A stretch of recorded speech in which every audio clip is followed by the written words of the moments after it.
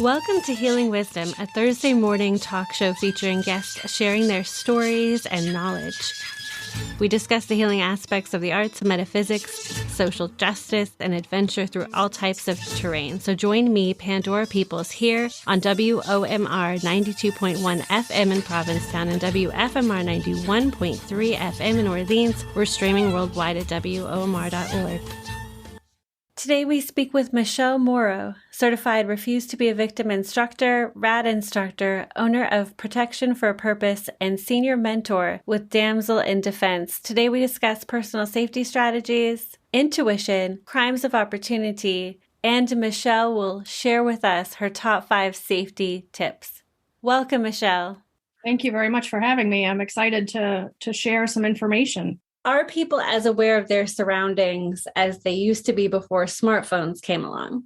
That's a great question. And that's a huge problem these days between smartphones and earbuds. So we call it focus lock. It's when we are not paying attention to our surroundings and we're so focused on something else that someone or something could happen and they wouldn't know until it's too late. I see so many people walking down the street, and not even just for an attacker or anything, but for personal safety as in your body, right? I mean, people, you can trip and fall. You can walk into something if you're not paying attention. And there's just way too much focus on that phone. We're so busy though, right? I mean, we have so many things to do. We have to go to the grocery store. We have to pick up the kids who's got soccer practice. This is what I have to do. I have to go to the bank. So our brain is just going too fast and we need to slow down and be present in order to stay safe. Do you think people trust their instincts? Some people are in tune with it and some people aren't. And I tell everybody, every time I teach class, I tell them, never, ever, ever discount your intuition. We know what that feels like, whether it's a pit in the stomach, the hair on the back of the neck, goosebumps. I have left many places because something said to me, this is not the place to be right now. And I'm grateful nothing happened. I mean, I've left my friends in a restaurant because the energy was just really different for me. We had been to the restaurant a million times. It just didn't feel right for me. And I had to go. But I feel that people may not necessarily understand what those feelings mean. And they're not always paying attention. But I'd rather you listen and have nothing happen than not listen and then say, oh gosh, right. If I look back on that situation, yeah, something in my heart, something in my brain, something in my body told me something wasn't right. Can crimes of opportunity be prevented? Sure. If we are situationally aware, which means we don't have a phone, we don't have earbuds in. If you have to have earbuds in, please make sure it's just one and it's turned down. You're paying attention to what's happening. So you can hear someone coming up behind you. It could be a dog. It could be a squirrel, whatever it is, but you have the opportunity to react. Situational awareness is actually a choice. And I find it interesting that when we drive a vehicle, we're paying attention, right? We're looking for people walking down the street. We're looking for dogs. We're looking for a stop sign, cars coming the other way, who's turning. But we don't choose to pay attention in our everyday life doing regular activities. So as long as you're situationally aware, you have a better opportunity. Like if you keeping your head up and focusing straight ahead instead of down. If you see someone coming at you and you just get a bad vibe, or maybe they're kind of looking at you funny, or maybe they're fidgeting, you might think, oh, something might happen. Well, you can cross the street. You can turn around and go into a store. So those are ways to reduce your risk of something happening.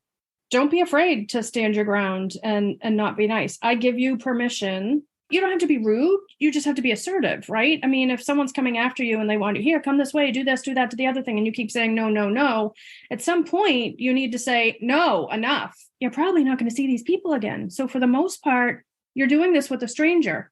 Unfortunately, there's some, abuse, whether it's partner abuse, family, whatever. So you may have to live with them, and that's harder to deal with. But when you're dealing with strangers, you don't have to worry about it. Act crazy, do whatever you have to do to get out of that situation because you feel uncomfortable. So what happens when girls and women get their Refuse to be a Victim training with you? Sure. So Refuse to be a Victim is actually a sit-down class where we discuss different aspects of life. So travel safety, situational awareness, being in your home. So do you have overgrown bushes? Do you have automatic outdoor lights? Do you have curtains? I mean, your windows could be wide open. We love driving around at Christmas time looking at the Christmas lights, right? And you're looking at people's beautiful trees in the window. But normally you don't want people looking in your window. So that's a longer class, but I'm also a certified RAD instructor, which is rape, aggression, defense. And that is a very physical, intense 9 to 15 hour class. It's an amazing class. The last class I took, someone said to me, "What do you like most about teaching?" I love watching the transformation of the students. So from when they walk in the door, they could be teenagers, they could be middle-aged women, they could be older women, but they come in just a little hesitant. I mean, it's a little intimidating when you say physical 9 to 15 hour class. You're like, oh God, what did I sign up for?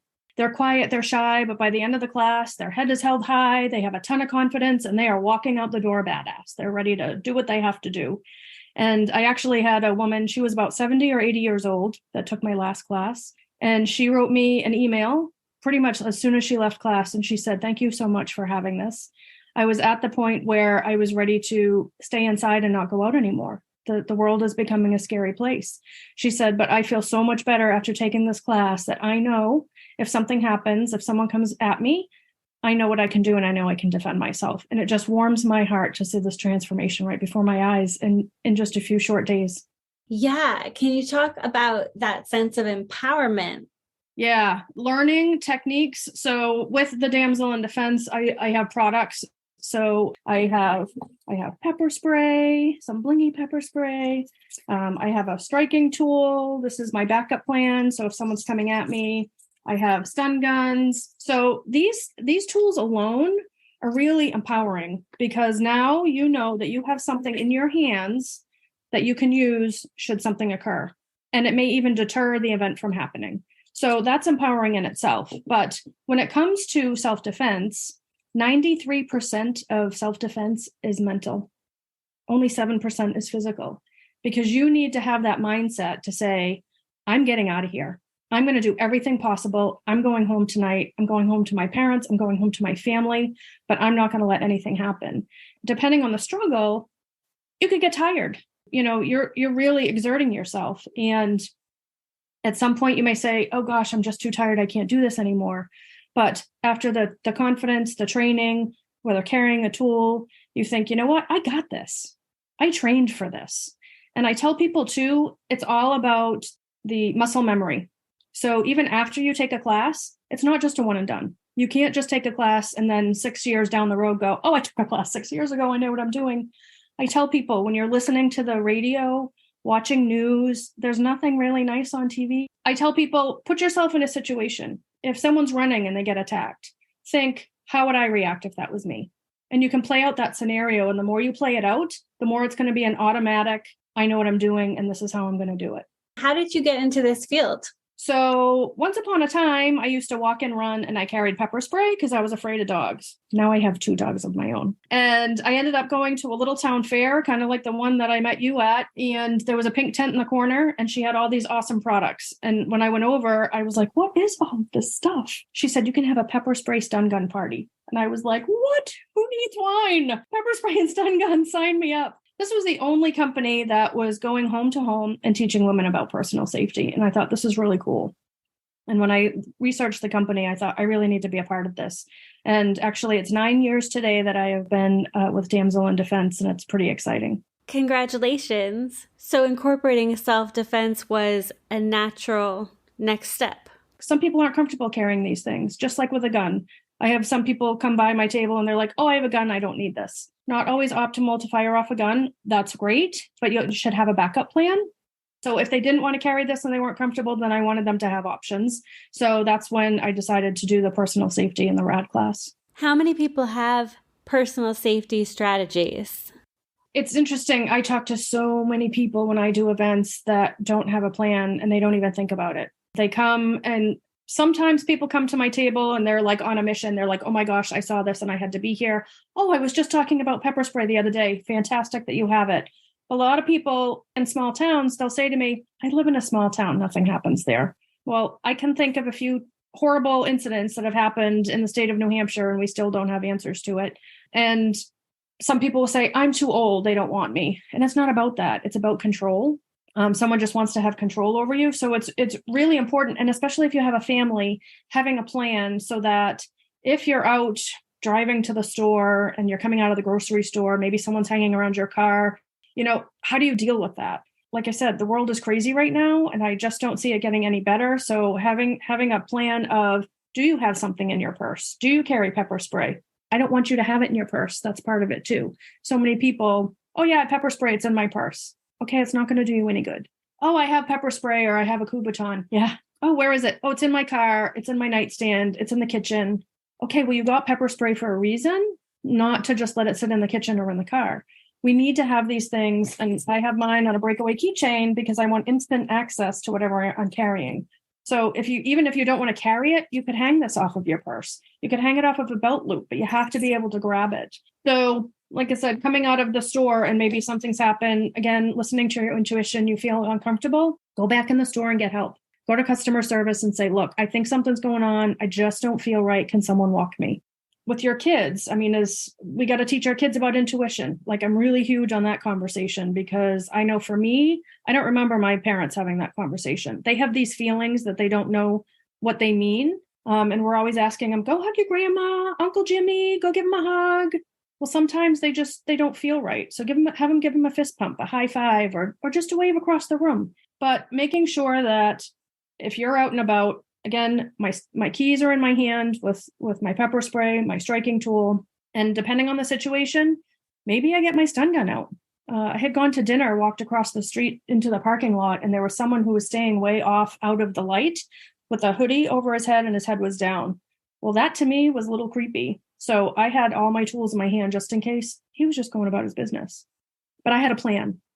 I had my protection. I had a straight plan to get to my car. And I knew if they made a move, being able to to change it up and know where your exits are. So walking out of a store and saying, okay, my vehicle's over here, just kind of taking inventory wherever you are. All right, what's going on?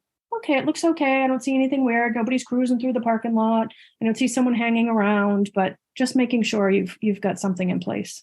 What are your 5 safety tips? Yes, absolutely. So situational awareness, we've been talking about that. Be prepared, be aware. So phone away, no earbuds, no distractions. A lot of people will talk on the phone when they leave work to get to their car. Again, you're not paying attention. You can't hear what's going on. We talked about intuition. Never discount your intuition. Again, I'd rather you listen and nothing happen than not listen and have something else happen. Boundaries and communication, so important. So if you're walking out of the grocery store and someone says, hey, let me help you with that. And you say, no, that's okay. Thank you. But thank you. No, it's okay. I'm going that way. Well, how do you know where I'm going? Cars, travel safety, right? Being in your car. Most cars have the automatic door locks, and you can switch that so that only the driver's door opens when you hit that lock or unlock button. So make sure you just unlock the driver's door when you get there. Look around your car, make sure nobody's hanging around, look at the cars around you. And at stoplights and red lights, summertime, I will actually close my windows, at least the passenger side, because I don't want someone trying to reach in, unlock the door, maybe even open the door. And again, another reason to make sure your door is locked. Same with the gas station. So when you head to a different state or a different city or town, you don't want to look like a tourist, because then people know you have no idea what you're doing or where you are, and they can take advantage of you. So make sure you're not carrying around a map. Make sure before you leave your room, you have to go down 6 buildings and take a left or whatever.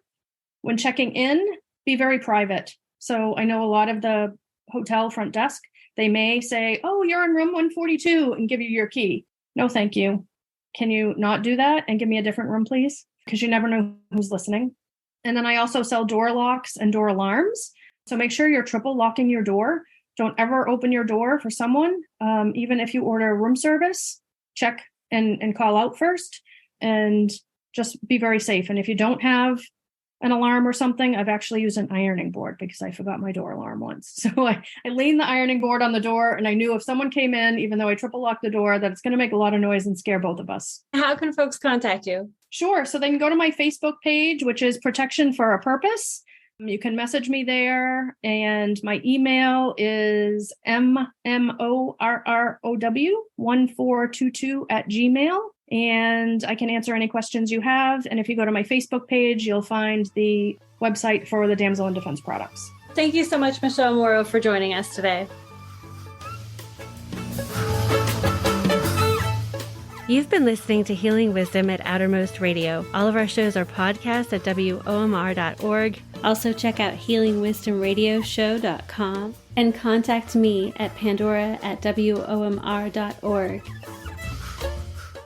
Our theme music is provided by Mason. You can find her website at masonmusic.com. That's MAESYN